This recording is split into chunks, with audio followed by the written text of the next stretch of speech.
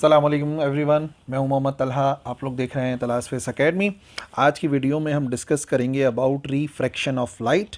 और refraction of light को study करने के साथ साथ हम ये भी देखेंगे कि क्या है laws of refraction of light. So starting with the definition of refraction of light, when ray of light enters from one medium to another medium, जब भी रे ऑफ लाइट एंटर करती है किसी एक मीडियम से दूसरे मीडियम में, then as a result it bends, वो बेंड हो जाती है। रोशनी की शुआ अगर किसी एक मीडियम से दूसरे मीडियम में दाखिल होती है, किसी एक सब्सटेंस से दूसरे सब्सटेंस में दाखिल होती है, तो नतीजे में वो बेंड हो जाती है। जो रे ऑफ लाइट है वो मुड़ जाती है, अपने रास्ते को चेंज कर लेती है, और यही बेंडिंग ऑफ लाइट कहलाती है रिफ्रैक्शन ऑफ लाइट। यानी कि रे ऑफ लाइट एक मीडियम से दूसरे मीडियम में जाएगी, अपने रास्ते को चेंज करेगी, बेंड हो जाएगी, और इसे रिफ्रैक्शन ऑफ लाइट कहा जाता है। और दूसरे लफ्ज़ों में इसको हम डिफाइन कर सकते हैं कुछ इस तरीके से कि जब रे ऑफ लाइट एंटर करती है from one medium to another medium, एक मीडियम से दूसरे मीडियम में, तो as a result its velocity changes. Basically उसकी जो वेलोसिटी है वो चेंज हो जाती है, स्पीड जो है वो चेंज हो जाती है, डायरेक्शन भी चेंज होती है, स्पीड भी चेंज होती है। तो ओवरऑल हम कह सकते हैं कि वेलोसिटी चेंज होती है, और इस चेंज को कहा जाता है रिफ्रैक्शन ऑफ लाइट। ठीक है जी। तो दोनों तरीके कार हैं, लाइट का बेंड हो जाना या लाइट की स्पीड का चेंज हो जाना जब वो एक मीडियम से दूसरे मीडियम में दाखिल होती है। अगर मीडियम का कॉन्सेप्ट समझना है तो ये भी याद रखो, मीडियम क्या है? मीडियम वो सब्सटेंस है, मैंने एक वर्ड इस्तेमाल करा सब्सटेंस का, जो ट्रांसफ़र करता है एनर्जी को या लाइट को एक जगह से दूसरी जगह, एक सब्सटेंस से दूसरे सब्सटेंस में, एक जगह से दूसरी जगह पर, या एक सरफेस से दूसरी सरफेस पे। तो बेसिकली मीडियम कहलाता है ना, एक मीडियम से दूसरे मीडियम। मिसाल के तौर पे हमारे इर्द गिर्द जो मीडियम पाया जाता है वो मीडियम पाया जाता है एयर। ठीक है ना, वो एयर होता है। या गिलास का कोई सब्सटेंस है तो उसके अंदर जो मीडियम होगा वो गिलास कहलाएगा। ठीक है। अगर एक्वेरियम की बात करें तो एक्वेरियम के अंदर जो मीडियम है वो वाटर है, जहाँ पर फिशेस सर्वाइव कर रही हैं। तो बेसिकली जो सब्सटेंस है जो एनर्जी को ट्रांसफ़र कर रहा है एक पॉइंट से दूसरे पॉइंट पर, एक प्लेस से दूसरे प्लेस पर, एक सरफेस से दूसरे सरफेस पे, उस मीडियम को, उस सब्सटेंस को मीडियम कहा जाता है। तो ओवरऑल डेफिनेशन क्लियर हो जाएगी अगर आप ये सारे पॉइंट्स जहन में रखेंगे। अच्छा जी, अगर हम बात करते हैं पहली एग्जाम्पल की, तो आप देख सकते हैं कि जो फिश है वो है अलग जगह पर वो अपेयर दूसरी जगह पर हो रही है। ये इसी वजह से हो रही है कि जो रे ऑफ लाइट है वो पानी से ट्रैवल करती हुई अगर जा रही है इंसान की आँख में, एयर में, तो वो बेंड हो रही है। या ऐसा समझ लो कि एयर से जब वाटर में जाती है तब भी बेंड हो जाती है। तो नतीजे में जो फिश होती है वो अपेयर होती है at different place then the actual के लिहाज से कहीं और अपेयर होती है। इसी वजह से जो शिकारी होता है वो उधर हिट नहीं करता जहाँ उसे नज़र आ रही होती है, बल्कि थोड़ा सा अलग हिट करता है। ठीक है जी। तो ये एक पहली मिसाल हो गई। दूसरी मिसाल रिफ्रैक्शन ऑफ लाइट की आप देख सकते हैं कि जो पेंसिल गिलास के अंदर रखी हुई है, गिलास जिसमें पानी भरा हुआ है, तो नतीजे में आप देख सकते हो ऐसा लग रहा है पेंसिल टूटी हुई है। अलग पार्ट यहाँ तक नज़र आ रहा है, यहाँ से अलग पार्ट नज़र आ रहा है। ये भी जो हमें नज़र आ रहा है बेसिकली ये है due to refraction of light. और ऐसा इस वजह से हो रहा है, यहाँ पे नज़र भी आ रहा है कि जो एक्चुअल पेंसिल है वो एयर के अंदर है, नीचे वाटर का सब्सटेंस नज़र आ रहा है, तो हमें ये पेंसिल थोड़ी सी उठी हुई नज़र आती है, हालांकि पेंसिल होती एकदम सीधी है। तो ये क्यों हो रहा है? ये इस वजह से हो रहा है क्योंकि रेज ऑफ लाइट जो है वो अपनी डायरेक्शन को चेंज कर रही हैं, बेंड हो रही हैं। तीसरी मिसाल हम देख सकते हैं इन कलर्स की, जो कि इस गिलास के पीछे आप देख सकते हो कलर्स की क्या डायरेक्शन है, और गिलास के थ्रू, पानी के थ्रू देखने पर वो जो कलर्स हैं वो रिवर्स नज़र आ रहे हैं। तो ये भी एक मिसाल होगी रिफ्रैक्शन ऑफ लाइट की। ठीक है जी।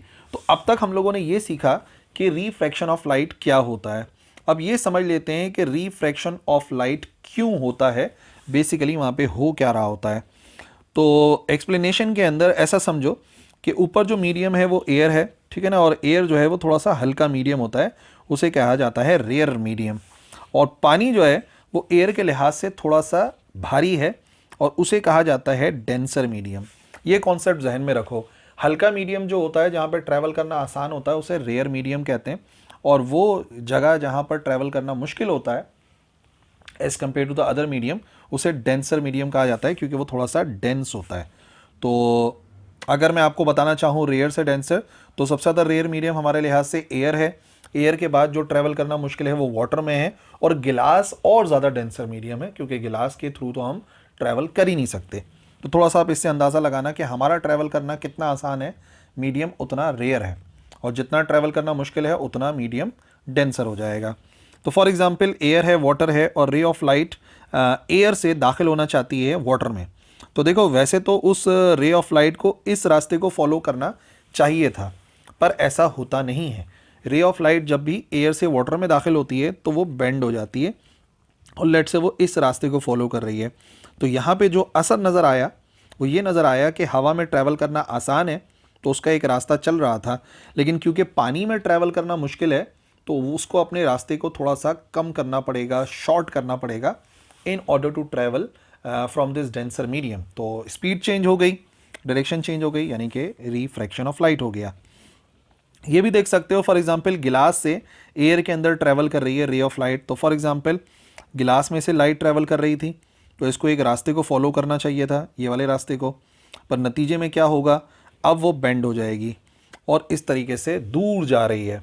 जाहिर सी बात है, गिलास में ट्रैवल करना मुश्किल था, तो गिलास में कम स्पीड में ट्रैवल कर रही थी लाइट।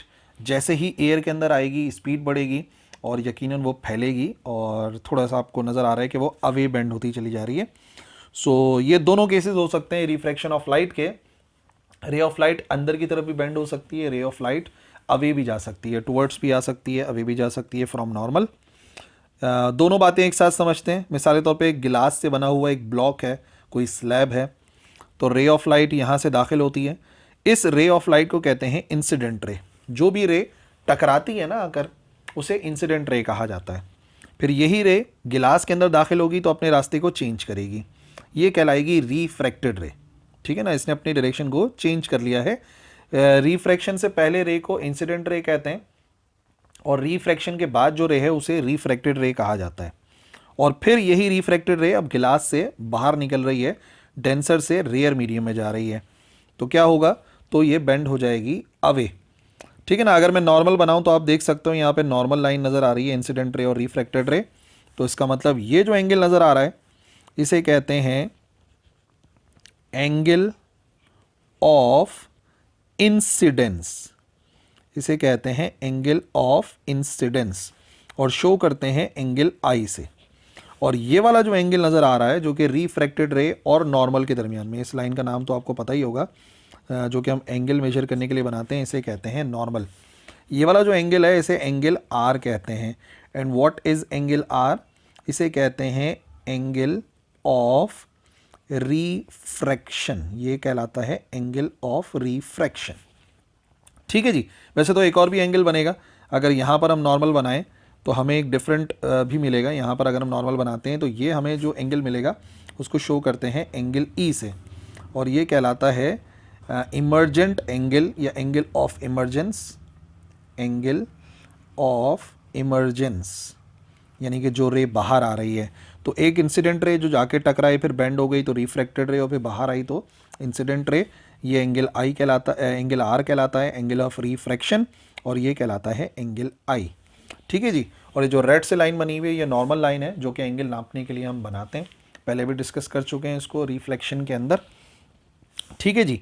ये तो आप समझ गए रिफ्रैक्शन ऑफ लाइट क्या है। अब हमें एक और बात समझनी है, वो ये है कि लॉज ऑफ रिफ्रैक्शन हमें क्या बताते हैं, laws of refraction of light. तो दो लॉज हैं, वन बाय वन समझते हैं। पहला लॉ, इंसिडेंट रे जो कि मैंने आपको बता दिया आके टकराती है, रिफ्रैक्टेड रे जो कि रिफ्रैक्शन करती है।